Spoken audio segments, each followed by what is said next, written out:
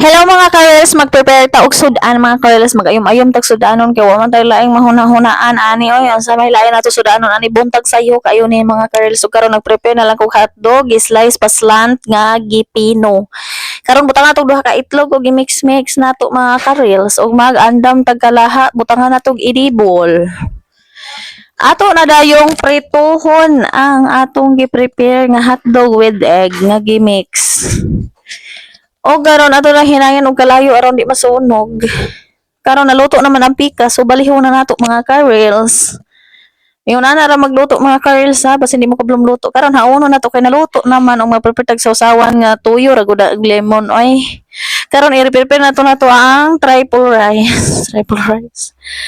Nga isa ka platong rice. Diet sa ako karon isa ka plato sa lang sa isa ka plato. Karon atong parisan, isaw-saw na to tuyo with lemon.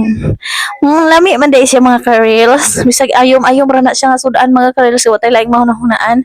Mga unta mga ka-reels, thank you for watching. Bye.